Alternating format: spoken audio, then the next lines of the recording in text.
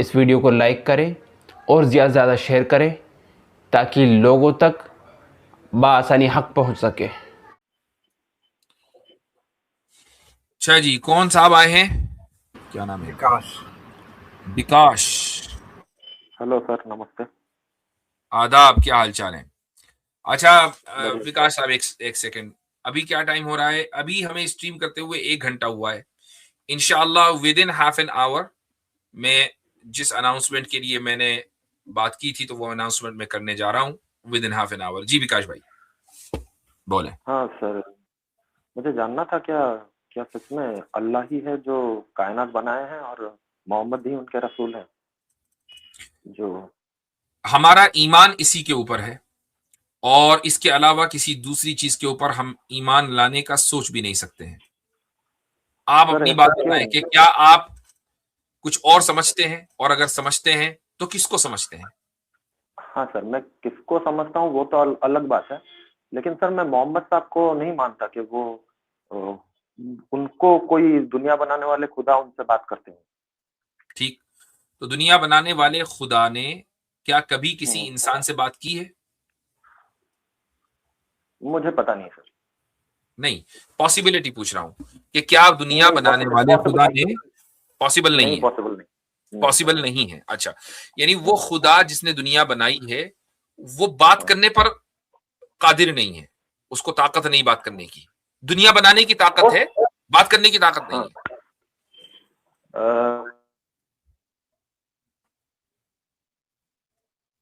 हम्म। किया किधर गए भाई? होता, मतलब आज से हेलो सर। हाँ, अब बोले। अब आपकी आवाज कट गई थी बीच में जी। हाँ सर, अगर वो बात किए होते तो आज से 1400 साल पहले बात किए, उससे 4000 साल पहले बात किए, उससे बीच में भी बात किए, वो जो मूसा अलैहिस्सलाम, इब्राहिम, उनसे बात किए, लेकिन फिर आज क्यों नहीं बात कर रहे हैं? अगर वो पहले अच्छा से ठीक, बात करते थे तो। सही हाँ बात है, बिल्कुल सही। जी। तो असल तो हम इस ये आपका सेकंड क्वेश्चन है। प्राइमरी क्वेश्चन ये है कि पॉसिबल है या नहीं। ये क्वेश्चन के उस वक्त तक बात की, आज क्यों नहीं कर रहे, ये कादियानी करेगा सवाल। हालांकि मैं इसका भी जवाब दूंगा आपको, लेकिन असल बात यह है कि आपके नजदीक बात करना ही, खुदा का जिसने कायनात बनाई, बात करना ही पॉसिबल नहीं है। तो ना 1400 साल पहले वो बात हुई, ना 2000 साल पहले बात हुई, ना 4000 साल पहले बात हुई, कभी भी बात नहीं हुई। इस पर बात जी। करेंगे हम कि पॉसिबल है जी। उसके लिए बात करना या नहीं, जी। है या नहीं। जी, मुझे नहीं लगता, क्योंकि अगर कोई 4000 साल पहले बात किए थे, जब दुनिया नहीं में नहीं नहीं, पॉपुलेशन कम हुए। अभी सर सर अभी मेरी बात सुन लीजिए। नहीं नहीं, सर सुनिए, मैंने मेरी सुन मेरी ली। बात आप सुन। रिपीट कर रहे हैं ना, हाँ। मैंने सुन ली है। अभी हम ये नहीं हाँ। बात कर रहे हैं कि 4000 साल पहले बात हुई या 4 दिन पहले बात हुई। हम ये बात कर रहे हैं कि क्या उस सुप्रीम बीइंग के लिए जिसने इस कायनात को बनाया, उसके लिए बात करना पॉसिबल है या नहीं। मैं सिर्फ सर ये उस बात करना सुप्रीम चाहता बीइंग को मैं जानता नहीं, तो मैं मुझे कैसे पता होगा कि वो बात कर सकते हैं या नहीं बात कर सकते हैं, हूं। उनका ठीक, क्या क्या तो चले क्राइटेरिया तो होता है वो। सुप्रीम, तो एग्जैक्टली तो फिर आप जब सुप्रीम बीइंग को नहीं जानते तो सुप्रीम बीइंग को जाने ना। इस पर बात करते हैं कि सुप्रीम बीइंग है कौन, नहीं नहीं क्या सर, उसकी इसीलिए तो बोल रहा क्वालिटी। हूँ ना सर। हाँ सर, इसीलिए बोल रहा हूँ कि मोहम्मद साहब से कैसे बात की वो, जबकि एग्जैक्टली मोहम्मद साहब का मुझे क्या क्राइटेरिया नहीं लगता कि वो इतने बड़े, मतलब वो इतने अब महान अब इंसान अगर थे मैं कि। अब अगर मैं आपके सामने ये साबित करूं कि नहीं, मोहम्मद जी। सल्लल्लाहु अलैहि वसल्लम से बात की, वो इतनी अजीम शख्सियत थे वगैरह वगैरह, और आप सुप्रीम बीइंग को न जानते हो, तो फिर मोहम्मद सल्लल्लाहु अलैहि वसल्लम का तारुफ मैं क्यों कराऊं। असल तो मुझे तारुफ कराना है सुप्रीम बीइंग का, नहीं खुदा नहीं, का। ये भाई सर सुप्रीम बीइंग के साथ हमें मोहम्मद साहब ने ही तो इंट्रोड्यूस करवाया ना, और कोई तो नहीं करवाया ना सर। नहीं, उनसे पहले हजरत ईसा ने कराया, उनसे पहले हजरत मूसा ने कराया, हजरत इब्राहिम ने कराया, हजरत नहीं नूह ने सर, कराया, हजरत याकूब ने कराया, हजरत आप लोग सुलेमान तो ने कराया। उनको नहीं मानते पता सर, नहीं कितने आप रसूलों लोग ने तो उनको कराया। नहीं मानते। सबको मानते जी हैं, जी किसने सर। कह दिया। हम तो अगर इनमें से किसी एक को न माने तो काफिर हो जाए भाई, आपको बोला किसने। जी, आप सबको मानते हैं सर। सबको मानते हैं, एग्जैक्टली। यही तो, ठीक है, तो यही तो आप बोल रहे हो यही कि चीज। 1400 साल बाद वो बंद कर दिए बात करना, आखिरी चौदह नबी सौ भेज के वो बंद साल कर से उससे लेकर पहले इंसान तक जितने नबी और रसूल आए हैं, हम सबको दिए। मानते हाँ। हैं। सुप्रीम ठीक बीइंग की जो है जी। क्वालिटीज हैं, आप सुप्रीम बीइंग में क्या क्वालिटीज मानते हैं? मैं सुप्रीम बीइंग में क्या क्वालिटी मान सकता हूँ? जो दुनिया बनाने वाला, कायनात बनाया है सर, कितने ब्रह्मांड बनाए हैं, कितने सारे क्या क्या बनाए हैं सर, उनसे क्यों, उनका क्या क्वालिटी और क्या हम एक्सपेक्ट कर सकते हैं? नॉलेज जो तो इतना होगी उसमें, नॉलेज तो होगी। हाँ सर, नॉलेज तो वही बोल रहा हूँ ना सर, जो नहीं, इतना सब कुछ बना सकता है उनका नॉलेज के बगैर कैसे बनाएगा? ठीक है, अच्छा ताकत भी होगी, कुदरत भी होगी, बहुत बहुत बहुत बहुत कितनी? अनलिमिटेड क्या लिमिटेड? अनलिमिटेड। अनलिमिटेड, ठीक है। अच्छा लाइफ भी होगी, वो मुर्दा तो होगा नहीं, हाँ, हो सकता है। लाइफ भी होगी, ठीक है। अच्छा जब लाइफ वो खुद भी जिंदा है, जब तो उसने कायनात को बनाई, खुद मुर्दा होगा तो कायनात को कैसे बनाएगा? अच्छा वो लोगों से, इंसान से या अपनी कायनात से नफरत करता है कि मोहब्बत करता है? क्या पता सर। नहीं, नफरत करता है मोहब्बत करता है?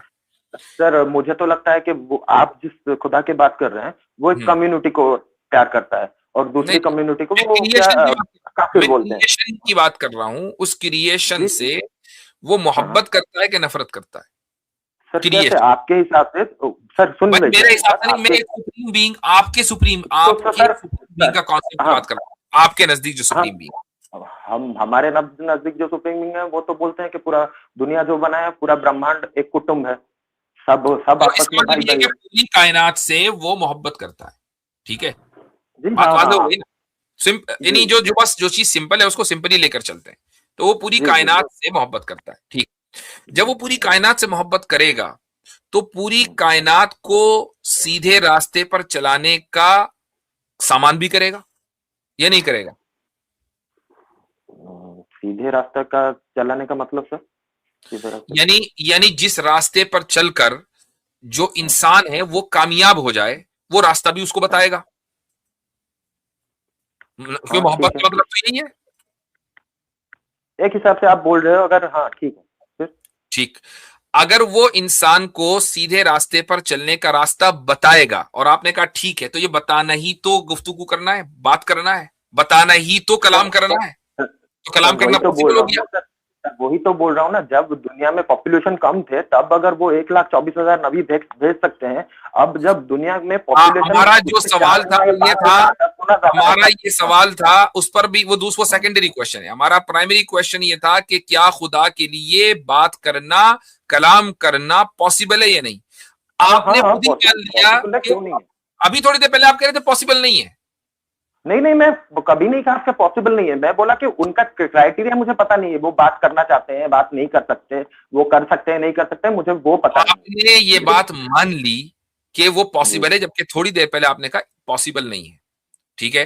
नहीं नहीं, जब पॉसिबल चलो, नहीं है नहीं बोला नहीं नहीं, सर। वो लोग सुन हाँ लेंगे, वो लोगों के ऊपर जी छोड़ जी दीजिए, वो लोग जी सुन जी लेंगे, जी लोग सुन जी लेंगे, जी वो लोगों के ऊपर जी छोड़ दीजिए, पॉसिबल अब जी है, आपने इसको मान लिया, ठीक है। जी जब पॉसिबल है जी तो उसका मतलब ये है कि उसने किसी न किसी से कलाम भी किया होगा, जब तो पॉसिबल है। ठीक है। किसी न किसी से कलाम भी किया होगा या नहीं? हाँ हाँ ठीक है। तो अगर किसी न किसी से कलाम किया होगा तो जिससे भी उसने डायरेक्ट कलाम किया, डायरेक्ट या इनडायरेक्ट, हम्म, हम्म, उसी को नबी या रसूल कहा जाता है, ठीक। रसूल अकरम सल्लल्लाहु अलैहि वसल्लम उस सिलसिले की आखिरी कड़ी है, हजरत आदम अलैहिस्सलातु वस्सलाम पहली कड़ी है। अब आप अगर ये कहें कि उस जमाने में पॉपुलेशन कम थी तो इतने नबी क्यों भेजे, हाँ ये आपका सेकेंडरी सवाल है, जो कि खुदा का कलाम करना पॉसिबल हो चुका नहीं था। नहीं, वो तो सर मैं आप बोल रहे हैं ना, नहीं सर आप बोल रहे हैं कि वो नबी से बात किए हैं, आप बोल रहे हैं आप आप उनको रसूल बोल रहे हैं, मैं उनको और कुछ बोल सकता हूँ, मैं उसके कुछ धार्मिक गुरु बोल सकता हूँ, मैं बोल रहा हूँ, मैं आप सुनिए सुनिए, मैं आपको अगर अभी ये बात आपको जो बोलूं बोलना कि बोले, महात्मा गांधी से।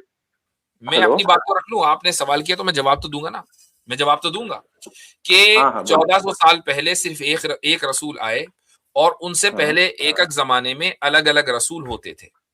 तो ये जो जी अलग अलग रसूल होते थे एक जमाने में, ये अलग अलग इलाकों और अलग अलग जबानों के होते थे, ये एक ही इलाके में होते थे, अलग अलग इलाकों में होते थे, अलग अलग ठीक। आपके अब हिसाब से, मतलब जिस कुरान के जमाने, हिसाब से। हम नहीं, अब उसी की बात कर रहे हैं।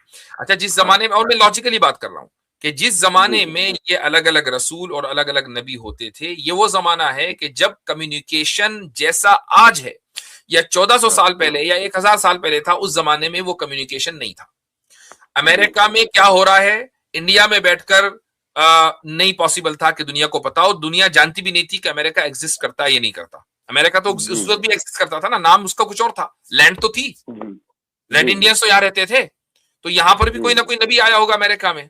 तो इंडिया वालों को नहीं पता कि कौन आया है, और अमेरिका वालों को, इस लैंड पर बसने वालों को नहीं पता कि इंडिया में कौन आया और सऊदीया में कौन आया और इराक में कौन आया। हालांकि मुल्कों के ये नाम नहीं थे, लेकिन बहरहाल लैंड मौजूद थी, यहाँ आबादी थी, तो कम्युनिकेशन नहीं था।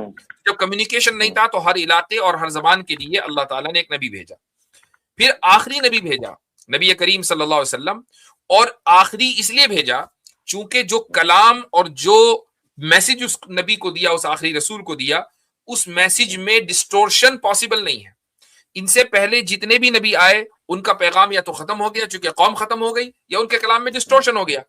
इस कलाम में डिस्टोर्शन नहीं हुआ, और अगर किसी को मानना है कि डिस्टोर्शन हुआ तो साबित करके दिखा दे कि डिस्टोर्शन हुआ है। तो जब कलाम में डिस्टोर्शन नहीं है तो किसी नए नबी और रसूल के आने की जरूरत नहीं है। अगर जरूरत होती और यह कलाम भी डिस्टोर्ट हो जाता तो आज भी नबी आता, लेकिन आज इसलिए नहीं आया चूंकि कलाम डिस्टोर्ट नहीं हुआ। जी अच्छा, एक सवाल मैं ये कहता हूं कि इमेजिन करें आप 1400 साल पहले होते, 1400 साल बल्कि 1500 साल पहले होते, और हजरत ईसा को आए हुए 500 साल गुजर गए होते, और रसूल अकरम सल्लल्लाहु अलैहि वसल्लम को अभी आना है, अभी 100 साल के बाद वो आएंगे। क्या आप हजरत ईसा को मान लेते कि इस बुनियाद पर कि नहीं, हजरत ईसा को मैं कैसे मानूं, 500 साल हो गए, अभी इस 500 साल में कोई दूसरा क्यों नहीं आया? आपका तो सवाल वहीं का वहीं रहता। तो 1400 साल और 500 साल से क्या लेने देना? आपको तो ये चाहिए कि नहीं, नबी आए और मेरे घरे में कुंडी बजाए और सीधा मेरे बेड पर आकर बैठे और मुझसे बात करे तो मैं मानूंगा। अगर ये डिमांड है तो ये डिमांड तो कभी भी पूरी नहीं होगी। वरना आप चाहे 1400 साल पहले हो चाहे 1600 साल पहले हो, आपका सवाल वहीं का वहीं रहना है। ठीक है, तो सर आपके हिसाब से वो नबी थे। मैं अगर अभी उठ के बोल दूं कि मुझे जिब्रील ने मुझे याद किया, मेरे सामने आके मुझे बोले कि आप हो अल्लाह के आखिरी नबी, तो आप लोग मुझे मान लोगे? नहीं मानेंगे, क्योंकि आपका कैरेक्टर पता है ना सारी दुनिया को, आपके महल्ले वालों को पता है। आपके घर वाले नहीं मानेंगे भाई, आपके घर वाले नहीं मानेंगे, मोहम्मद सल्लल्लाहु अलैहि वसल्लम का जो कैरेक्टर है वो दुनिया के सामने इतना प्योरिटी के साथ सामने आ चुका है कि कोई आदमी उनके ऊपर हरफ नहीं उठा सकता, इल्ला ये कि खुद उसका अपना कैरेक्टर खराब हो तो वो अपने कैरेक्टर की बुनियाद पर रसूल अकरम सल्लल्लाहु अलैहि वसल्लम पर एतराज करेगा तो बात अलग है। वो खुद कैरेक्टर के बारे में बात कर लें। हाँ चले कर लें, बहुत अच्छी बात है जी। ठीक है सर, ठीक है सर। मोहम्मद साहब पैदा हुए 570 ईसा वर्ष। नहीं, आप कैरेक्टर की बात करेंगे ना, पहले कैरेक्टर सही किससे कहते हैं बोल दे रहा हूँ, उनका कितना एज है कितना, मैं बोल दे रहा हूँ सर, वही तो उनका जिस कैरेक्टर, आप कैरेक्टर अच्छा किसे कहते हैं उस पर बात करें। कैरेक्टर अच्छा, हाँ कैरेक्टर अच्छा, जो अच्छा इंसान हो, जो सबको साथ लेके चलता हो, जो किसी से मतलब दुश्मनी नहीं। हाँ सर, मैं बोल दे रहा हूँ, फिर आप बोलिएगा फिर। ओके, मेरे हिसाब से ये है जो मुजरिम के साथ लेके चलता हो, जो गुनहगारों को साथ लेके चलता हो, मुजरिम को साथ लेके चलता हो, बागी को साथ लेके चलता हो, वो भी अच्छा कैरेक्टर वाला है। नहीं ओके, यानी इसका मतलब ये हुआ कि कुछ लोगों को साथ लेके चलता हो, कुछ लोगों को न लेके चलता हो। वो नहीं, सबको अच्छा बनाने की कोशिश करता हो। ठीक है, सबको अच्छा बनाने की कोशिश करता हो, लेकिन कुछ लोगों को साथ लेके चलेगा, कुछ लोगों को नहीं लेगा। चूंकि सबको लेके चलेगा तो मुजरिम भी साथ में आएंगे ना, तो मुजरिम को वो चेंज भी कर सकता है ना सर। नहीं, वो कोशिश करेगा, नहीं हुए मुजरिम तो क्या करेगा, लात मारेगा, फिर मुजरिम को जेल में डालेगा, मुआशरे को तो जेल में डालेगा। वही तो अभी फिलहाल जेल है, इसलिए तो अब मुआशरे को तो मुजरिमों से महफूज रखना है ना। हाँ तो सर ठीक है, अभी कैरेक्टर के बारे में बात करते हैं। मैं कैरेक्टर ही की बात कर रहा हूँ। तो कैरेक्टर में आपने जो पहला तारुफ कराया कैरेक्टर का, वो ये कि जो सबको साथ लेके चले। अभी मैंने कहा मुजरिम को करना, नहीं मुजरिम, इसका मतलब कुछ लोगों को साथ लेके चलेगा, कुछ लोगों को नहीं चलेगा। आगे बोले। ठीक है, फिर मैं आपको वही बोल रहा हूँ सर जी, जो इंसान अभी कैरेक्टर पर बात हो रही है, कैरेक्टर में और क्या क्या चीज आएंगी, और बताएं क्या क्या चीजें आ सकती हैं जो सबको साथ लेके चलता, सबको साथ तो कोई नहीं लेके चलता। आगे बोले सर सुनिए। हाँ, जब वो एक 50 साल के ऊपर उम्र में एक 6 साल की बच्ची से निकाह कर सकते हैं। जब 50 साल की उम्र में 6 साल की, मुझे मालूम था कि ये चीज आने वाली है। 50 साल की उम्र में 6 साल की बच्ची से निकाह करना, ये किस जगह लिखा हुआ है कि कैरेक्टर के खिलाफ है? अब लिखा हुआ है सर। आप एक काम कीजिए, अभी अमेरिका में सब सुन लीजिए सर, सब सुन लीजिए। कहाँ लिखा है सर? कहाँ? वही तो बोल रहा हूँ ना सर, कहाँ लिखा है? आप अभी अमेरिका में जाइए, एक 50 साल 52 साल के इंसान के साथ एक 6 साल की बच्ची को बेगम बना के भेजिए। अभी अमेरिका में लॉ में लिखा है, अभी इंडिया में लॉ में लिखा है। ये लॉ मेरे और आप जैसे लोगों ने तो बनाया है ना। भाई हाँ, आपके यहाँ जो लॉ मेकर्स हैं, अगर वो 500 लॉ मेकर्स हैं, उनमें से 499 के ऊपर तो मुकदमे चल रहे हैं, उन्होंने लिखा है। तो वो 500 लॉ मेकर्स जो हैं वो बताते हैं ना कि आपकी बच्ची की उम्र 18 साल होनी चाहिए, ये 17 साल होनी चाहिए, ये 19 साल होनी चाहिए, 21 साल होनी चाहिए। आपकी तो हैरत है, मुझे तो ये हैरत है कि आप लोगों की गैरत किधर चली जाती है कि आपने क्रिमिनल्स को ये इख्तियार दिया हुआ है कि आपकी घर की बच्ची की उम्र कितनी होनी चाहिए, वो शादी की वो तय करेंगे या आप तय करेंगे? हजरत एपस्टीन फाइल वालों ने तय कर रखी है उम्रें, एपस्टीन फाइल वालों ने। आप अभी एपस्टीन फाइल की बात कर रहे हैं, तो इसमें कोई आपको दिक्कत नहीं है। ये कहने का मतलब ये है कि 50 साल के ऊपर उम्र, आप अगर आज के दौर की लीगैलिटी की बुनियाद पर किसी का कैरेक्टर तय करें, तो मुझे ये बताइए कि क्या लॉ लीगल चीजों को बयान करने के लिए आता है कि मॉरल चीज को बयान करने के लिए आता है? लॉ मॉरलिटी सेट करता है या लॉ लीगैलिटी सेट करता है? दोनों सेट करता है सर। लॉ कभी भी मॉरलिटी सेट नहीं करता है।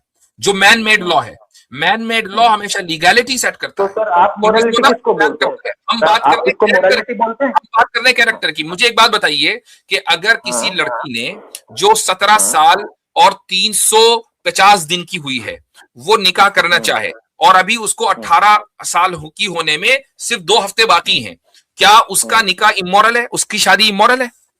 नहीं। नहीं, क्यों? अब आपके यहाँ तो 18 साल का कानून है ना, अगर वो इलीगल है वो इमोरल भी है, अगर वो इलीगल है वो इमोरल भी है। खत्म हो गया सर। तो इसका मतलब ये हुआ कि आपके यहाँ जो कैरेक्टर है वो लोग तय कर रहे हैं जो कैरेक्टरलेस है। मैंने पहले ही बोल दिया था कि कैरेक्टर का डेफिनेशन वो होनी चाहिए जो पूरी दुनिया में कंटिन्यूअसली चल रही हो। जो क्रिमिनल सेट करें जो खुद कैरेक्टरलेस हो उनका एतबार नहीं होगा। समझ में आया? जो ये कहें कि लीगल एज 18 साल है, लेकिन उसके बाद फिर उसके बाद 320 मरतबा एप्स्टीन आइलैंड पे जाएं, 320 मरतबा एप्स्टीन आइलैंड पे जाएं, उनको इख्तियार नहीं है कैरेक्टर सेट करने का और किसी का कैरेक्टर मुतय्यन करने का। सर लेकिन इनको है जो 50 साल के ऊपर उम्र में 2 निकाह करने के बावजूद और उस निकाह से उनको बच्चे होने के बावजूद 6 साल के बच्चे से निकाह करते हैं। सुनिए सर, दूसरे कबीले के मर्दों को कत्ल करके 20 मरतबा एप्स्टीन आइलैंड पर जाने वाले को कैरेक्टर सेट करने का इख्तियार नहीं है।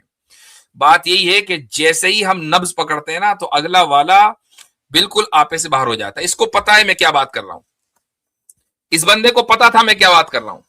चलें। मैंने कहा कि वो तो आखिरत के टाइम पे आएगा हेवन, तो उन्होंने बोला था बरज़ख भी होता है बीच में। तो उन्होंने कहा था कि आप किसी स्कॉलर के पास जाइए। तो मुझे लगा कि आप ही एक स्कॉलर हैं जिसके बारे में मुझे ज्यादा ढंग से पता है, तो मैं आपके पास आ गया हूँ। तो मुझे एक चीज समझ में नहीं आया था उसमें कि फिर हेवन और हेल की जरूरत क्या है जब बरज़ख में ही तुमने ये सब दे दिया है। तो जजमेंट में क्या होगा? जी, ये बहुत कॉमन क्वेश्चन है जो बहुत से मुसलमान भी पूछते हैं। देखें, बरज़ख के माना आते हैं ए ट्रांजिशनल प्लेस, यानी एक, जैसे मिसाल के तौर पर बैरियर जिसको बोलते हैं ना, ये बरज़ख है। दोनों के जाने में फर्क होगा ना। एक के हाथ में हथकड़ियां लगी होंगी, अभी तो जुर्म साबित नहीं हुआ भाई, काजी साहब फैसला करेंगे, जज साहब फैसला करेंगे, धारा वारा लगेंगी, उसके बाद उसको जेल में डाला जाएगा, चक्की पीसेगा वो, लेकिन हथकड़ी लगेगी तब जाके वो खड़ा होगा मुजरिमों की तरह, मीडिया उसको कवर करेगा, वहीं दुनिया में पता चल जाएगा ये तो चोर है, वरना क्यों अदालत में उसको घसीटा जाता। और एक आदमी जाएगा शान से गवाह बन के, उसके हाथ में हथकड़ियां नहीं लगी होंगी, बल्कि बाज मर्तबा अगर मामला सेंसिटिव है उसको प्रोटेक्शन दी जाएगी, जा रहे दोनों अदालत में। ऐसा हो सकता है कि उस पर कोई फर्द जुर्म आयद हो, कोई धारा वारा लगे, लेकिन उसके बाद उसको माफ कर दिया जाए। हाँ, माफ कर दिया मतलब हेल भेजने के बाद हेवन भेज दिया जाए, लेकिन उसकी सजा नहीं, उसको वहीं से जन्नत में ही भेजा जाए, हेल ना जाए कि भाई जितनी मशक्कत तुमने उठाई है, लॉकअप में तुम 2-3 दिन तुमने गुजारे हैं, चलो बस ये हो गया तुम्हारे लिए काफी। पनिशमेंट की जो सिवियरिटी है वो सिर्फ टाइम से आप मेजर नहीं कर सकते। बाज़ मतलब ऐसा होता है कि एक आदमी लॉन्गर पीरियड ऑफ टाइम है लॉकअप में बंद है, लेकिन उसकी जो मशक्कत का लेवल है, हार्डशिप का जो लेवल है वो कम है। और एक आदमी ऐसा है कि जो शॉर्टर पीरियड ऑफ टाइम के लिए लॉकअप में बंद हुआ, लेकिन उसकी मशक्कत का पीरियड ज्यादा है। तो इस तरीके से दोनों इवन हो गए। यानी ये मैंने आपको सिर्फ एक बात बताई है हाइपोथेटिकल, के ऐसा भी हो सकता है कि सिर्फ टाइम से हम जज नहीं करते। प्लस क्या है, ये बात है कि बरज़ख का जो डायमेंशन जो टाइम और स्पेस है वो हमारे डायमेंशन और टाइम स्पेस से डिफरेंट है। जी इटरनल हेलो सोल जी, नमस्कार, सत श्री अकाल, अस्सलाम वालेकुम, कैसे हैं सब लोग? बिल्कुल ठीक। इटर्नल सोल साहब क्या हाल चाल है? जी बढ़िया सर, आप कैसे हैं? थोड़ा सा कूल डाउन हो जाइए बड़ी अरे कूल दो डाउन है, तीन डिबेट। फ्रेम जैसे ही बदलता है ना एकदम कूल डाउन हो जाते हैं। चलिए, क्योंकि मैं उस मानसिकता वाला बंदा हूँ नहीं, मैं थोड़ा ठंडे हमें दिमाग से पता बात करना चाहता हूँ। है, हमें पता है। अच्छा अच्छा, मेरा जो क्वेश्चन था आज, वो मेरा क्वेश्चन कैसर साहब ने मुझे आपकी तरफ रिडायरेक्ट किया है बेसिकली, क्योंकि मैंने ओके। उनसे कुछ हेवन हेल का क्वेश्चन पूछा था, तो उन्होंने कहा कि, मैंने कहा कि वो तो आखिरत के टाइम पे आएगा हेवन हेल, तो उन्होंने बोला था बरज़ख भी होता है बीच में। जी तो उन्होंने कहा था कि आप किसी स्कॉलर के पास जाइए। तो मुझे लगा कि आप ही एक स्कॉलर हैं जिसके बारे में मुझे ज्यादा ढंग से पता है, तो मैं आपके पास आ गया हूँ। जी तो थोड़ा सा मैंने पढ़ लिया, बट क्योंकि मैं ऐसे नहीं कि मैं पढ़ूंगा नहीं, तो मैंने खुद ही पढ़ लिया था कल बैठ के थोड़ा सा कि बरज़ख का कंसेप्ट क्या है। अब मैं आपसे इसमें, मुझे ये पता लगा कि बरज़ख में आपको पनिश किया जाता है, या जो भी मिलता है, अवार्ड मिलता है बेस्ड ऑन जो भी आपके एक्शंस रहे हैं। तो मुझे एक चीज समझ में नहीं आया था उसमें, कि फिर हेवन और हेल की जरूरत क्या है, जब बरज़ख में ही तुमने ये सब दे दिया है, तो ये फिर बहुत डे ऑफ कॉमन जजमेंट में क्वेश्चन क्या है। होगा? जी जी जी जी, ये बहुत कॉमन क्वेश्चन है जो बहुत से मुसलमान भी पूछते हैं, और अच्छा ओके है ओके। कि आपके जरिए ये सवाल आ गया, तो कोशिश करेंगे कि इसका जवाब दिया जा सके।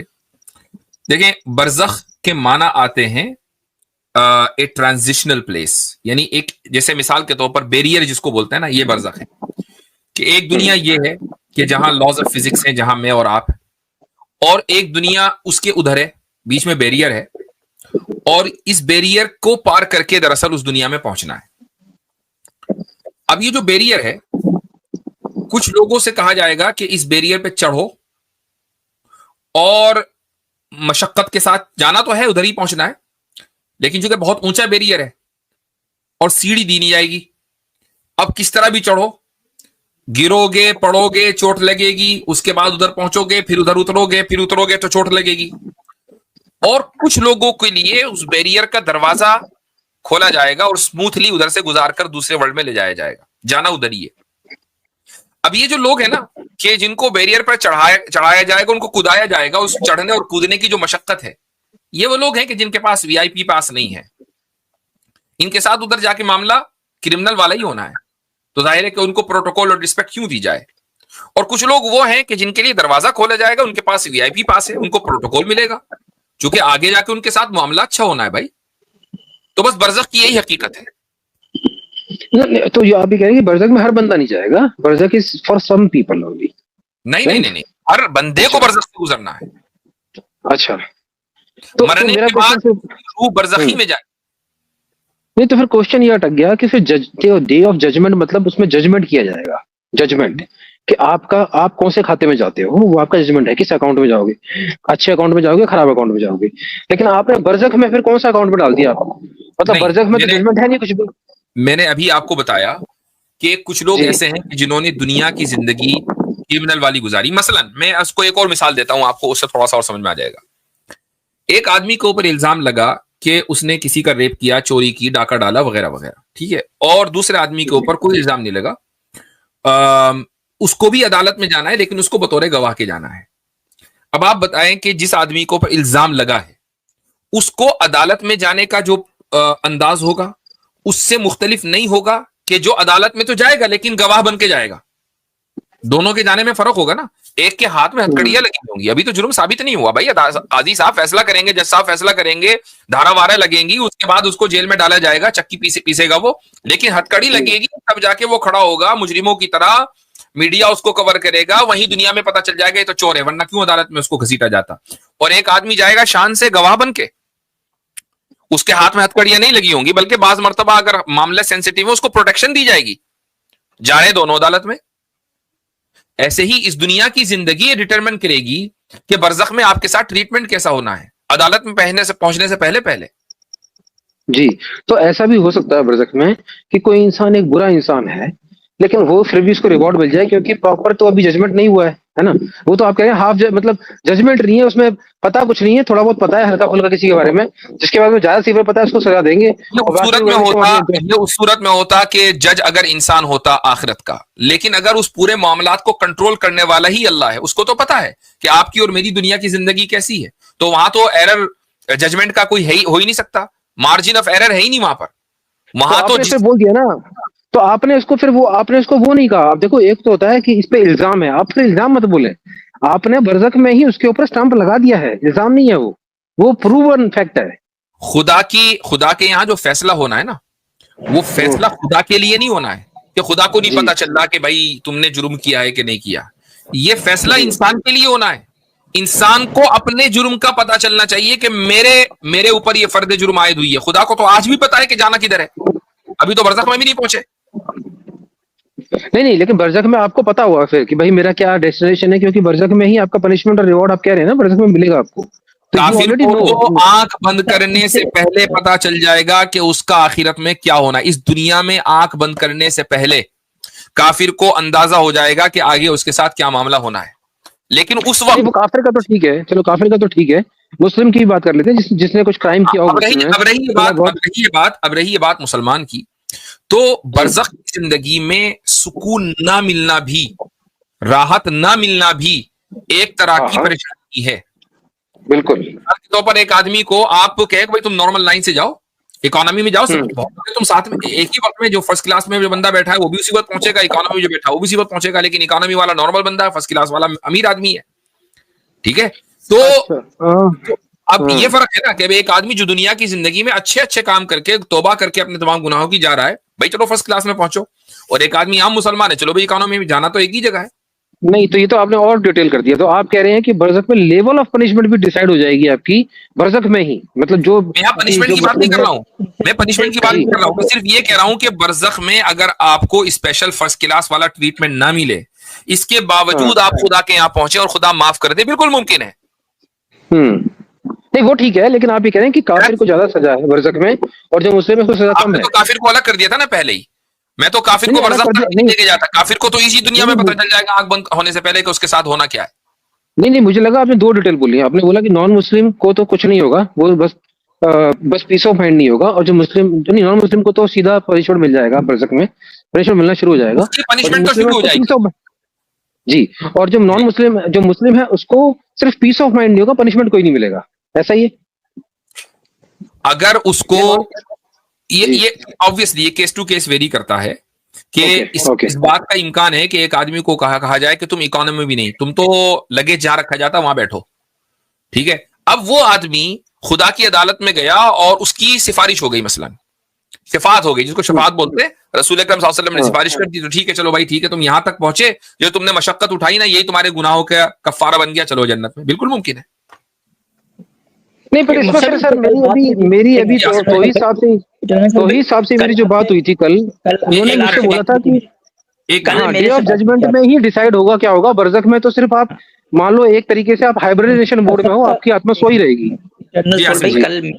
कल जो है वो आपसे मेरी बात हुई थी और बरज़ख के बारे में नहीं हुआ था, डे ऑफ जजमेंट के बारे में हुआ था। हाँ, डे ऑफ जजमेंट, लेकिन ये बोला था, ये बोला था मुझे कि हाइबरनेशन में रहेगी आपकी सोल। और जब मैंने एकदम बिल्कुल बेइस्तेमाल, बरज़ख के बारे में मैं ज्यादा कुछ बोला ही नहीं आपको। मैं तो ये कल मैंने आपको बता दिया था कि डे ऑफ जजमेंट जो है वो क्यों सबका एक साथ होना जरूरी है, क्यों सबका एक साथ होगा। आपका ये सवाल था कि डे ऑफ जजमेंट जो है जैसे ही मरता है आदमी तो वैसे ही उसका शुरू हो जाए, उसका यानी कि उसका जो है जन्नत जाना है जहन्नम जाना है, वैसे उसको बता दिया जाए। तो उसको मैंने आपको बता दिया था कि हमारे यहाँ जो हुकूकुल इबाद का कॉन्सेप्ट है वो लिमिटेड टू ह्यूमन नहीं है, बल्कि उसमें नॉन ह्यूमन भी आते हैं, सब आते हैं। तो उस दिन सारे के सारे इन डिटेल जो है वो होना है, एक एक चीज का होना है।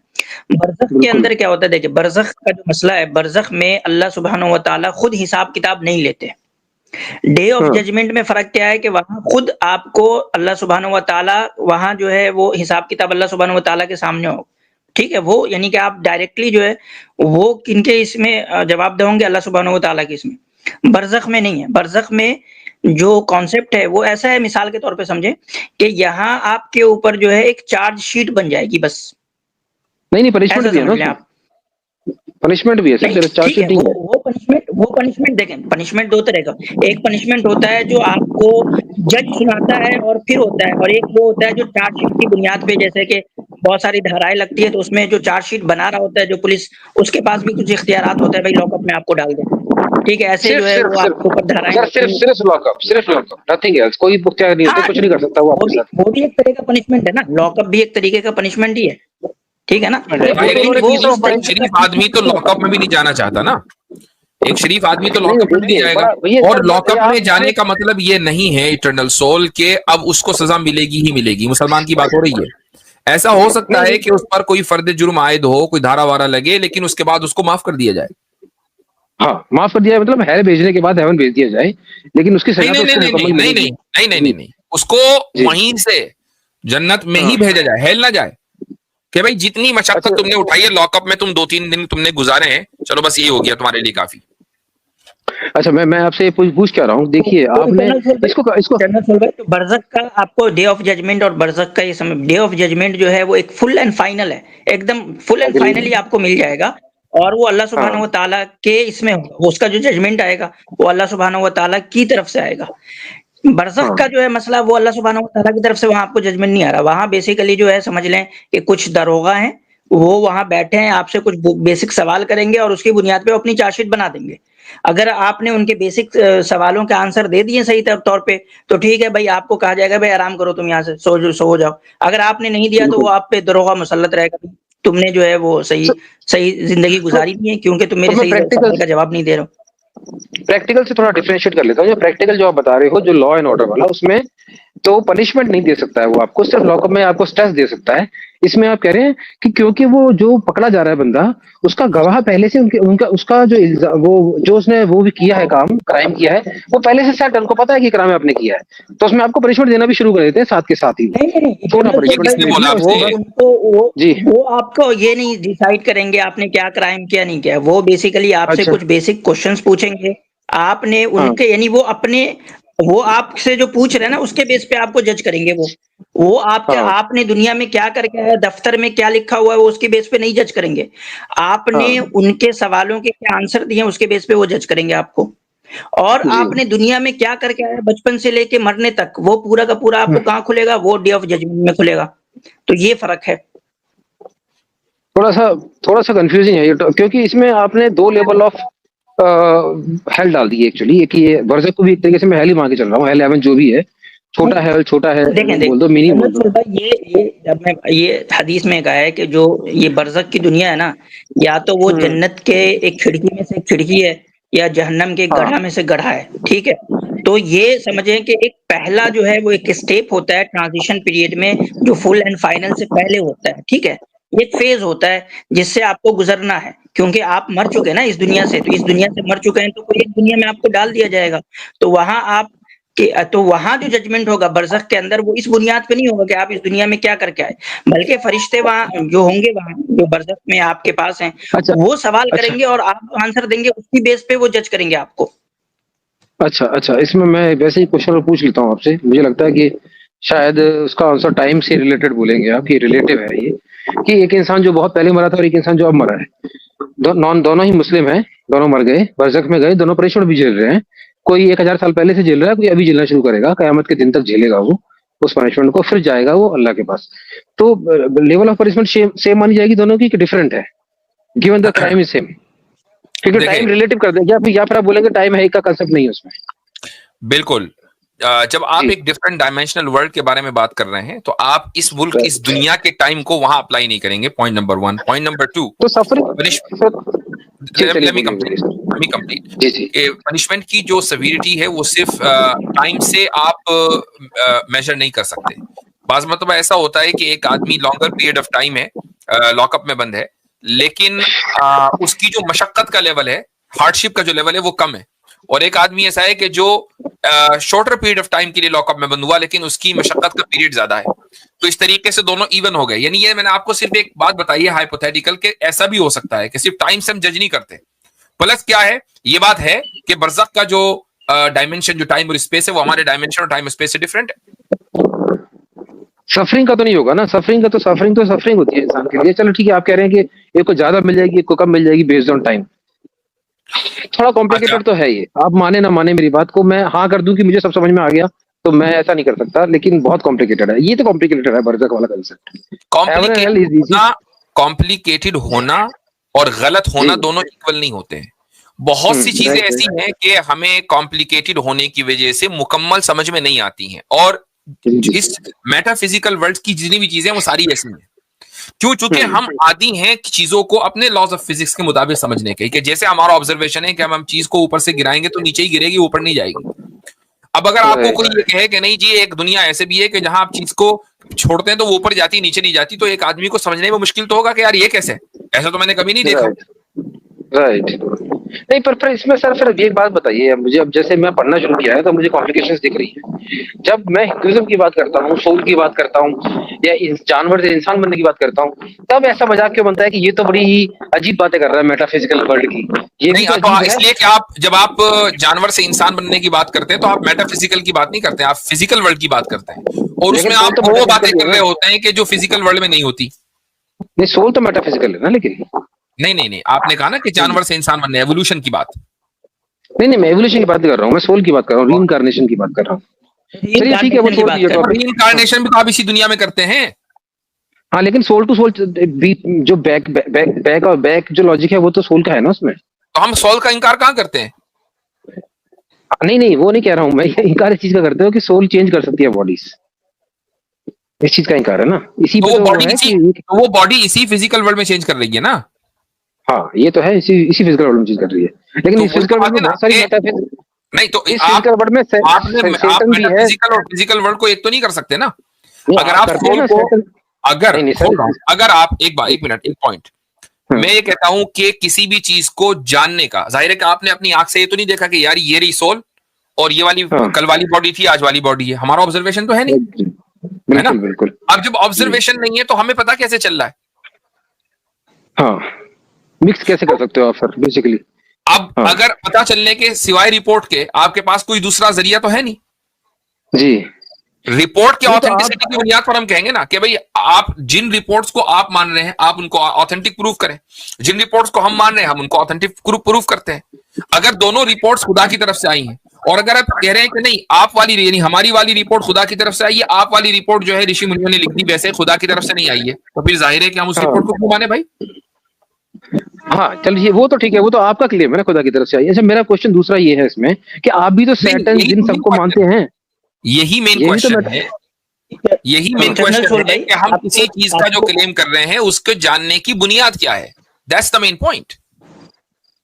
जी इटर्नल सोल भाई, कल की मेरी एक मिनट इटर्नल सोल भाई, कल की अगर आप मेरी स्ट्रीम देखेंगे तो मैंने इसी पे किया था हुक्म अकली और हुक्म शरी, यानी कि जो लॉजिकल जजमेंट है वो क्या होते हैं और जो ईश्वर की तरफ से आए हुए जजमेंट होते हैं वो क्या होते हैं। ठीक है, तो उसमें आपको आप क्या कर रहे हैं, देखें हमारा जो आपके पूरे के पूरे कॉन्सेप्ट पे 2 लेयर में जो है वो सवाल होते हैं।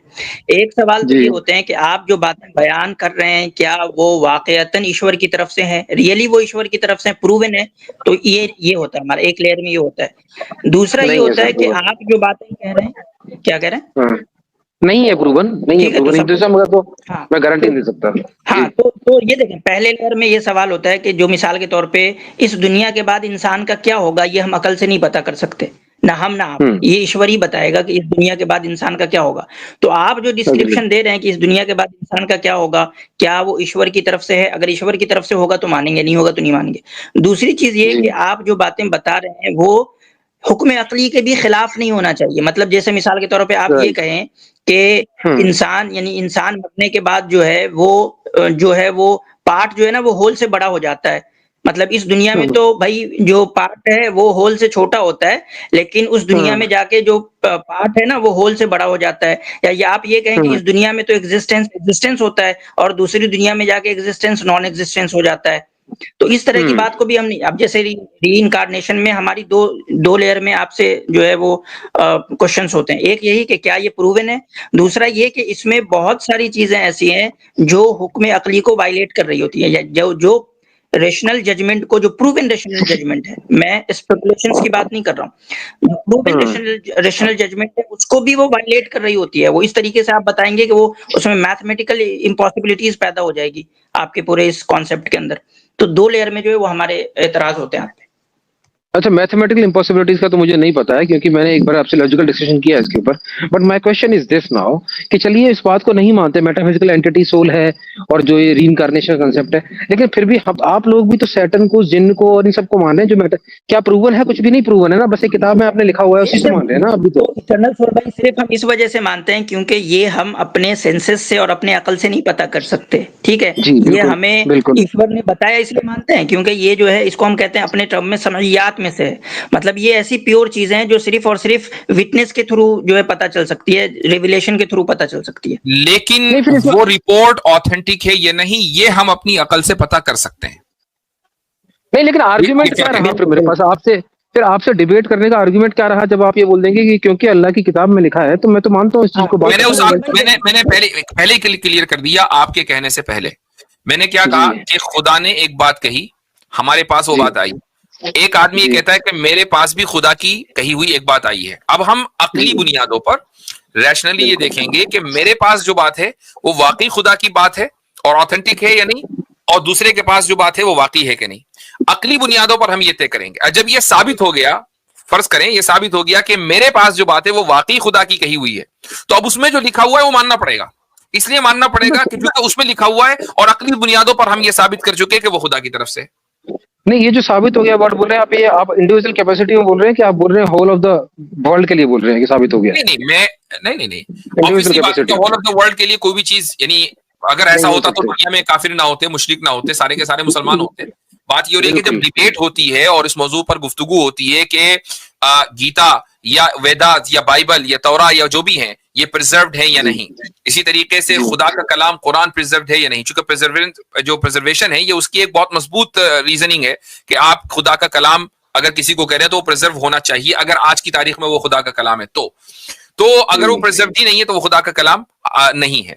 तो जब हम ये साबित करते हैं डिबेट में और हमारे पास उसके लिए लॉजिकल और रैशनल रीजंस हैं, हमारे पास उसका डेटा है, और अगले बंदे के पास कोई रीजन नहीं है, कोई डेटा नहीं है, तो जाहिर है यही कहा जाएगा कि अकली बुनियादों पर हम ये साबित कर रहे हैं और कर चुके हैं। नहीं, इसमें बड़ा एक इसमें लूपहोल ये है कि आप कह रहे हैं कि खुदा का कलाम प्रिजर्व होना चाहिए, राइट? होना चाहिए कि नहीं होना चाहिए? अगर वो एप्लीकेबल है तो बिल्कुल होना चाहिए। तो क्यों नहीं किया खुदा ने प्रिजर्व खुदा का कलाम पहले? क्योंकि वो एप्लीकेबल नहीं है आज एप्लीकेबल नहीं, तब एप्लीकेबल था। अच्छा, जब तक था उसको प्रिजर्व किया, जब नहीं है तो प्रिजर्व नहीं है।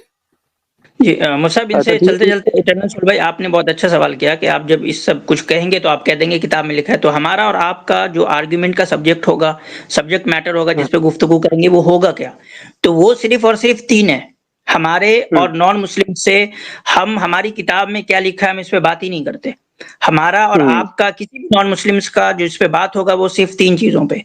एक ये कि एग्जिस्टेंस ऑफ गॉड पे होगा, दूसरा एट्रीब्यूट्स ऑफ गॉड में होगा, और तीसरा इस पे प्रॉफिटहुड पे होगा। अगर प्रॉफिटहुड साबित हो गया, हमने आपको और इन तीनों सब्जेक्ट मैटर में हम आपको कुरान और हदीस सुन्नत से दलील देके नहीं देंगे, आपको हम रेशनली प्रूव करेंगे। Existence of God, attributes of God और प्रॉफिटहुड, ये 3 चीज जब साबित हो गई, प्रॉफिटहुड जब साबित हो गया, रेशनली साबित हो गया और सर्टेनिटी के साथ साबित हो गया, तो फिर आपको मानना ही है। आप नहीं मानेंगे इसलिए आपको कहेंगे भाई आप डिनायर है, इसलिए हम कहते हैं कि वो मुनकिर है, वो काफिर है। क्यों? क्योंकि कोई चीज इल्मी बुनियादों पे सर्टेनिटी के साथ प्रूवन है, उसको वो डिनाई कर रहा, नहीं मान रहा। नहीं, ये बात बड़ी आपने अजीब बोल दी कि आपने बोला साबित हो गया। मैं फिर से वहीं आता हूँ, आपने कहा एग्जिस्टेंस ऑफ अल्लाह साबित हो गया। अगर साबित वर्ड मत यूज करें, ये कहें हम मानते हैं और हमें ऐसा हमारा विश्वास है कि ऐसा सच में है। हमारे यहाँ हम उसी चीज को मानते हैं जो इल्मी बुनियादों पे साबित होता है। जो चीज इल्मी बुनियादों पे साबित नहीं हो हम उसको जहल मानते हैं, और जहल को हम नहीं मानते। हमारे यहाँ इटर्नल सोल भाई, इन्होंने मानना शब्द का इस्तेमाल किया है। हमारे यहाँ मानना और जानना में फर्क नहीं है। फेथ और नॉलेज में जो है हमारे यहाँ डुअलिज्म नहीं है, ठीक है? अच्छा, मतलब नहीं, ये वो तो ठीक है, लेकिन साबित को मैं मानता हूँ कि it's proof, it's a fact. मैं साबित आप मानने से नहीं निकल पाए अभी तक। इटर्नल सोल भाई, हम यही कहते हैं कि एग्जिस्टेंस ऑफ गॉड जो है वो नॉलेज के बेस पे प्रूवन है। हम उसको नॉलेज के बेस पे प्रूव करते हैं। हम उसको ऐसा नहीं है कि सुपरस्टिशियस बोलते हैं बस मान लो, ये मानने की चीज है बस मान लो। हम कहते हैं ये सर्टेनिटी के साथ नॉलेज के बेस पे ये प्रूवन है। चले मेरे ख्याल से इस मौजूद पर फिर आगे गुफ्तगू करेंगे, बड़ी लंबी गुफ्तगू आपसे हो गई है। जी जी जी बिल्कुल बिल्कुल sir, thank you thank you thank you. Irfan भाई सॉरी, एक बात याद रखिएगा, आइंदा से आपके मेहनत में कोई वो ना हो, इसके लिए एक छोटा सा सजेशन है मेरी तरफ से कि बरज़ख की बात हो या वो तमाम डिटेल्स कि मरने के बाद क्या होगा, जन्नत में क्या-क्या डिटेल्स है, जहन्नम की क्या-क्या डिटेल्स हैं, आसिम भाई ने जब आउटलाइन कर दिया है चीज़ों को, तो इन सारी डिटेल्स में जो मेहनत आप कर रहे हैं उसके बजाय अभी आप ना बुनियाद पर मेहनत कीजिए, तब जाकर उधर बढ़िएगा ना, वो ज़्यादा बेहतर रहेगा। इससे आप अपनी एनर्जी भी बचाएँगे, वक़्त भी बचाएँगे। ये बिल्कुल सही पॉइंट है, क्योंकि मैं दिमाग घुमा लूंगा अपना अगर इन चक्करों में फंस गया, तो थोड़ा सा बेसिक्स पे जाता हूँ रादर देन। और वो कहते हैं ना अति सर्वत्र वर्जियत, तो थोड़ा सा उससे भी बचिए। चलिए ठीक है ओके। तो इस वीडियो को लाइक करें और ज़्यादा से ज़्यादा शेयर करें ताकि लोगों तक हक पहुंच सके। इन्नल कुरआन लनूर यतफज्जर फी जनबाती यरफउनी इंद मलीकिल खल्क़ि लिअअला दरजाती। इन्नल कुरआन लनूर यतफज्जर फी जनबाती यरफउनी इंद मलीकिल खल्क़ि लिअअला दरजाती।